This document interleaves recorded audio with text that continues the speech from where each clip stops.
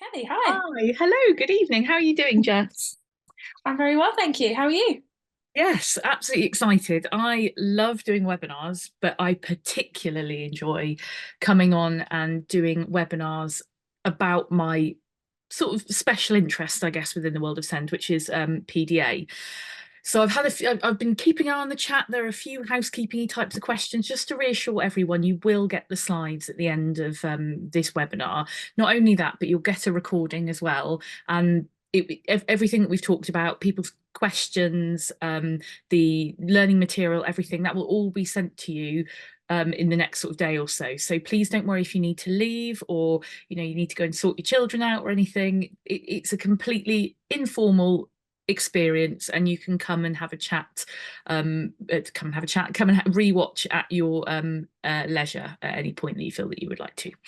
So yeah, thank you, Jess. I shall share my screen now. This is always that awkward bit where people go, oh, I'm just sharing my screen, just sharing my screen. So there we go, I've just shared my screen. Oh, my watch is talking to me now. Goodness me. You see, this newfangled watch. Haven't got my head around it yet. Chats to me and I don't know what's going on. Anyway, welcome everybody this evening to this webinar on pathological demand avoidance, also known as PDA. I'll be talking today about creating a PDA-friendly school and classroom environment.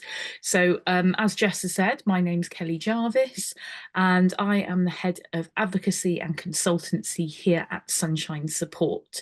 So my role within Sunshine is sort of a hybrid role. So I help lots and lots of families with anything really within the world of SEND. So EHC needs assessment applications, plan checks, appeals, tribunals, that sort of thing. But I also spend some time with schools too, either on behalf of parents or with parents, supporting parents. But I also train schools. So schools will often ask me to come in, have training sessions either in person or online. And I've been really lucky enough actually recently to deliver training linked to pupils whose families I've been dealing with. So when we found a really good placement for a pupil, we've then gone in and done some extra training actually on PDA around making that young person's start to that school really, really smooth. So when I am doing the webinar tonight, I come to this experience with a number of different hats on.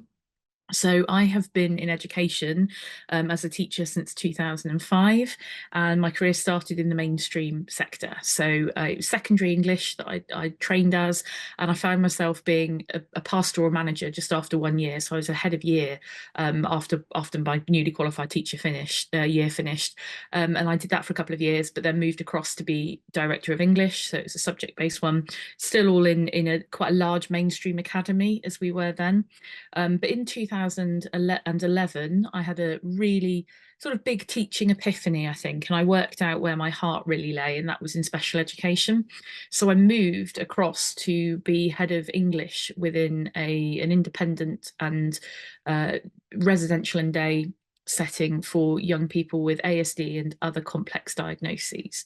And I did that for a few years, and then in 2015 I then became head of school at a sister provision, again in the independent sector, and went and managed the curriculum, which was wonderful because by that point I was really, really enthusiastic about what we could do within the world of education to really create an inclusive and bespoke learning environment. And I was fortunate enough then to have that seniority sort of level to be able to really make some change. And all of those different hats all together brings me here to Sunshine and to this webinar. And hopefully by the end of the evening, you'll go away with some tangible resources and strategies that will actually be useful to you, whether you are a parent of a child with ASD with a PDA profile, or whether you're a professional working with young people with that sort of presentation. I know in the chat, a few people said that they work with young people with a PDA profile. So I'm thrilled that you've come along tonight, which is great. I love when we reach people in education. Hopefully, yeah, you'll go away with some actual tools which you can use in your day-to-day work with PDA children. but also a sense of validation, I guess, because within the send community, within the send journey, I guess, that we're all on, it can be a really isolating sort of place. And already in the chat, we are seeing people saying things like, I can't get people to understand what PDA is. We can't get anyone to recognize this as a profile. We can't, a professional has told me it's not recognized in our county. So even before, you embark on what would be quite an the standard difficult journey of send, you've got this additional layer as a PDA parent where you're fighting a lack of knowledge, or perhaps some sort of misjudgments and some stereotypes as to what PDA presentation might be. So my big disclaimer this evening, of course, is now I've told you about my hats. I'm not a psychologist, so we can't really talk tonight about diagnoses. So I can't say, for example, if you pop in the Q&A, this is what my child is like, do you think that he might have PDA or she might have PDA? That's not something I can sort of say or give you any advice about, because I'm not a psychologist. And similarly, I'll be talking at length tonight about some things that have worked for me, the teachers I've worked with, settings I've been in and supported with, and I've been really impressed with. That's not to say that those things work everywhere and that they're the magic solution to every difficulty. The reality about PDA is that there are commonalities in its presentation, but no children are the same. There's that saying, isn't there? Once you've met one child with autism, you've met one child with autism. It's the same sort of thing. Well, it is the same thing here, because what I don't want is for people to think, oh gosh, here she is telling us to do X, Y, and Z. That's not going to work for us. What she think? You know everything. Well, these are just generally coming from my area of expertise. And hopefully you will find that useful.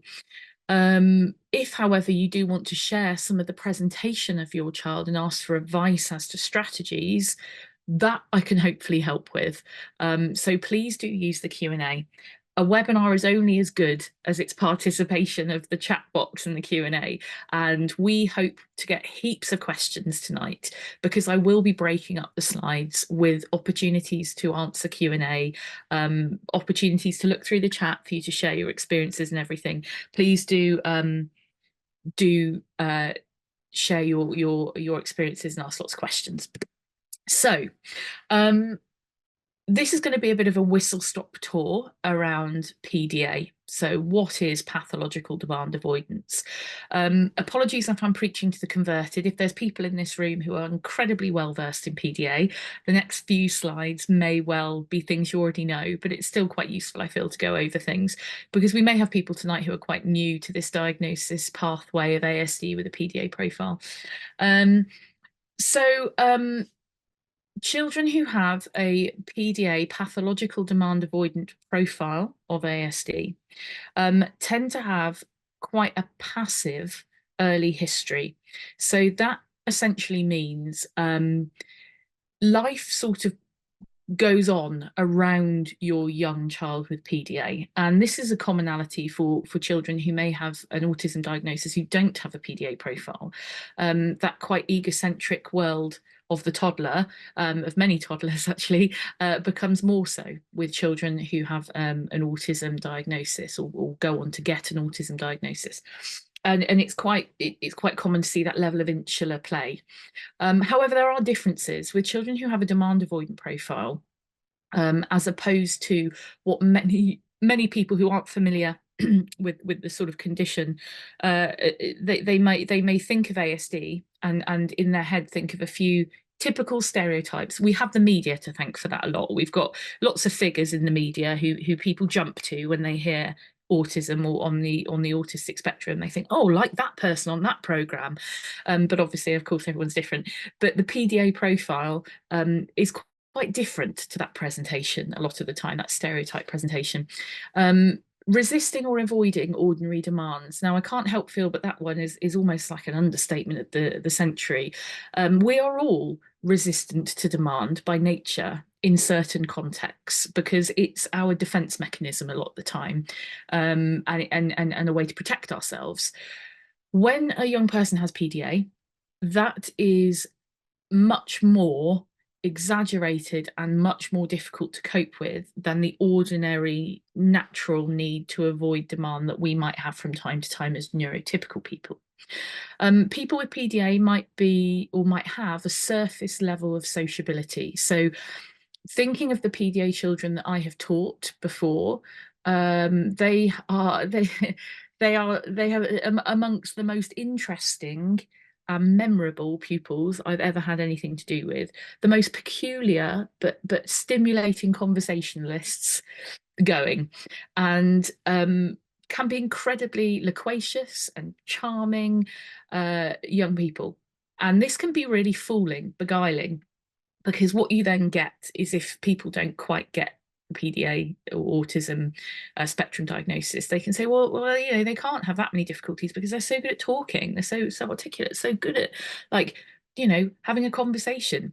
The PDA child is a master of that, and a master of using it as a deflection tool to actually subtly divert you away from the demand that you want to put on them. And when I say demand, I'm not talking about things necessarily as like, I don't know, put your shoes on, because that's something that we might think of as a very obvious demand.